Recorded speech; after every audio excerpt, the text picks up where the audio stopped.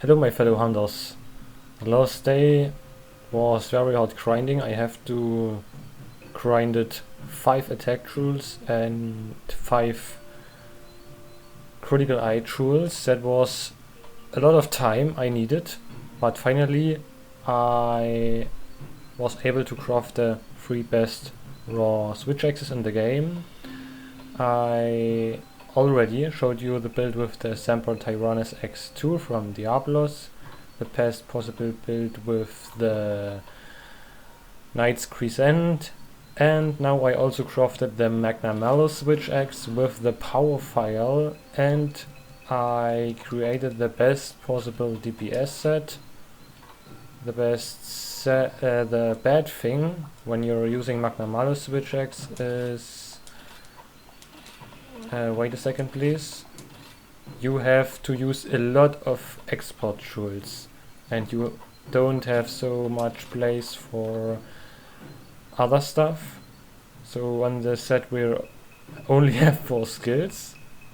Critical Eye 7, Attack Boost 5, Weakness Exploit 3 and Rapid Move level 3. So only 4 skills, but the move skills are maxed out. And in this video now I'm gonna compare the possible 3 best switch axes. So first of all, I've created a table. I can give you a link in the description, and I also want to check out today the barrier of switch axe, but all this testing is a lot of time, and yes, I want to show you how these switch axes are working. First of all, we go back to the X Semper Tyrannis. We can, I think the most important date for you, the data, is the mixed DPS. So I go to the training dummy and load it up into the end state, and also does damage with the end state. So mixed DPS is DPS with X mode, sword mode, non-empt, all that things smashed together, and empt DPS is only when your switch axe is empt in the sword mode and also X mode, but only empt. But I think this last cheat is not so important. I think if you're really in a fight, and we also don't use power prolonger actually, because for me personally it takes too much time to calculate, I think mixed DPS is the most important thing. And yes, the best possible build for X Semper Tyrannis 2 is Weakness Exploit 3, Critical Eye level 2, Attack Boost only level 6, but therefore Rapid Morph level 3 instead of level 2. Because running Attack Boost level 6 and Rapid Morph 3, you can see, does 12 more DPS than running Attack Boost level 6, but only Rapid Morph level 2. Okay, so we can say best DPS you can put out for X Semper Tyrannis 2 is 178 DPS. Now we go to the Knight's Crescent. I also done a DPS test if you only have the blue sharpness, but we now want to talk about, wait a second, this, yes. We can use this with the blue amp. Okay, I marked that. We can say best possible set with Nagakuga switch axe. The good thing is you don't need any crit eye. That's so awesome. That's because Nagakuga switch axe is so good. You don't need any critical eye skills. That saves you so much decorations and skills. We're actually running on our Knight's Crescent for the best possible DPS set. Weakness Exploit level 3, Critical Boost level 2, Attack Boost maxed out, Power Prolonger level 1, Rapid Morph maxed out, and Poison Attack maxed out. You can also run Speed Sharpening or what else. And we're doing exactly 200 DPS if we're playing in a mixed style, also non-empt and empt. And now at the last, to the Sinister Shadow Slice, the Magna Malus switch axe. I show you the best possible skills already in the video, but I'm gonna talk again. Actually, Weakness Exploit 3, Critical Eye 7. I also tried out Critical Boost level 2 and attack boost level 2 and rapid move level 2, but I finally can come to the conclusion that the best combination is, I also have to say there are two bad things with the Sinister Shadow Slice. The first thing is the weakness is extremely bad. Even the Knight's Crescent have a better sharpness. It only has a little bit of tiny white sharpness, but if you sum up the blue and the white sharpness, the sharpness is still much better than for the Sinister Shadow Slice. But like I thought about, Rapid Morph is even more important than Razor Sharp. Okay, so the best possible build for DPS is running Weakness Exploit 3, maxed out Critical Eye, level 5 attack boost, maxed out Rapid Morph, and actually we doesn't have any Blast Jewels, so we have to wait for the Teostra DLC, and we are doing with the set 190 DPS. So 10 DPS lower than with the Knight Crescent. But now we come to the interesting part of the video. We're gonna sort that table just for fun for MTBS. So actually the data is only for the end state, and we can say, wow, the Sinister Shadow Slice is pretty good. It does 227 DPS in the end state, but only 190 if you play a mix. So, and also only if your end state is in the blue sharpness. I also calculated Sinister Shadow Slice if your sharpness is only green.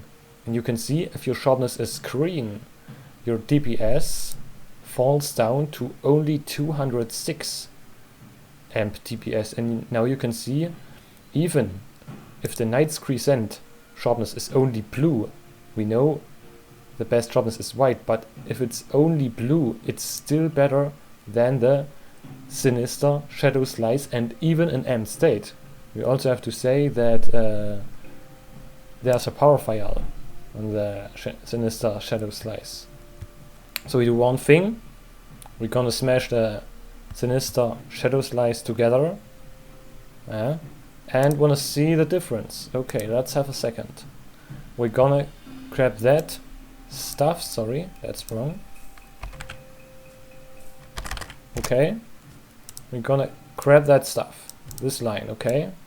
Copy paste this entire line here. Swoop, swoop, swash. Okay.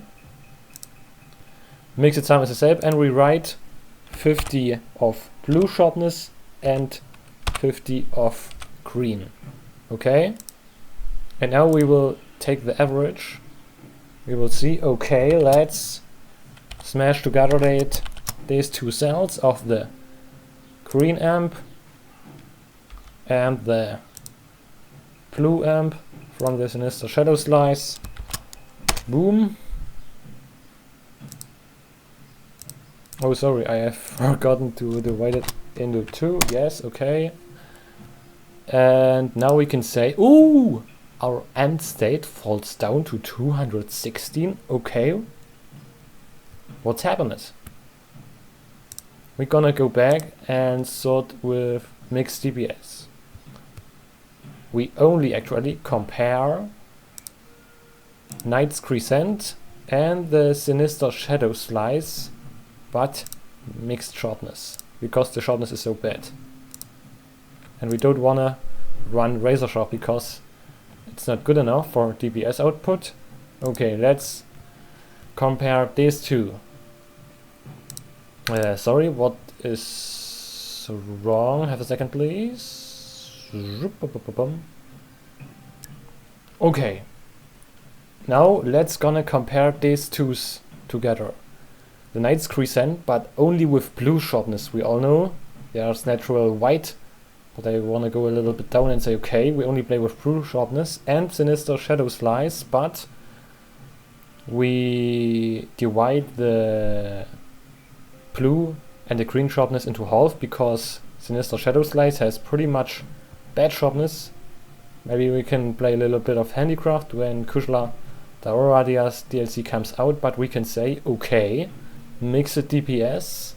Knight's Crescent is 17 DPS better, and even if we having Sinister Shadow Slice with the blue sharpness,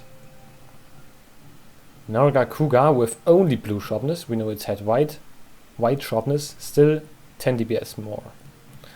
And now to the last thing, to the M DPS.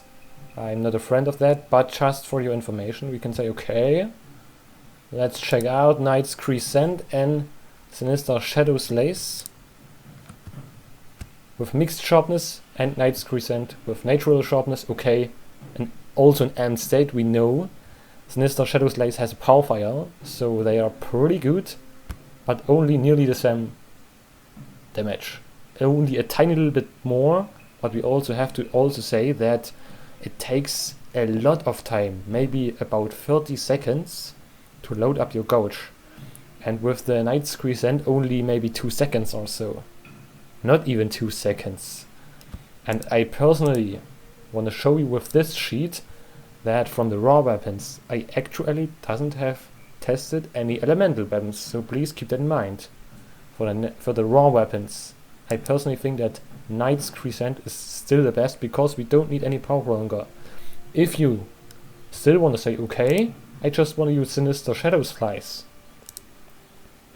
in this video I don't even mention X Temper Tyrannus because the values are too bad. Sorry, X Temper Tyrannus, you're even not in the top 2. But you have to think about, when you're playing Sinister Shadow Slice, you have to play with Power Prolonger.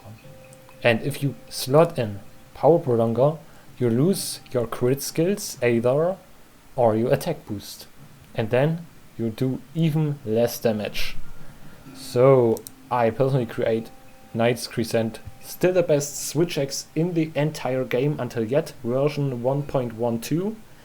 And at the next video I also want to include elemental weapons. How is the damage compared from the especially barrier switch axe compared to the other raw switch axes, and I think that's the final video for the raw switch axe in version 1.1.2. So see you next time when some new raw switch axes came out, or elemental switch axe. See you next time. Sorry for all those who doesn't have seen the best Nargacuga switch axe set or the best DPS set. For me, in my personal mind, I'm gonna show it you. Okay, set decorations, we're using Knight's Crescent, attack boost 7, weakness exploit 7, poison attacks through maxed out, and rabbit morph 3, critical boost 2, power prolonger 1, Knight's Crescent, attack jewel, Almudron helmet, 2 attack jewels, the Wyke torso with enhancer, rabbit morph and poison jewel, Rathalos gloves with attack jewel, Spio Elytran S, and the golden hammer with 2 poison attack jewels and a wax 1 jewel with a slotted in attack jewel level 2. So that was it with this video. See you next time, and I give you a link to the sheet in the description so you can look it at yourself.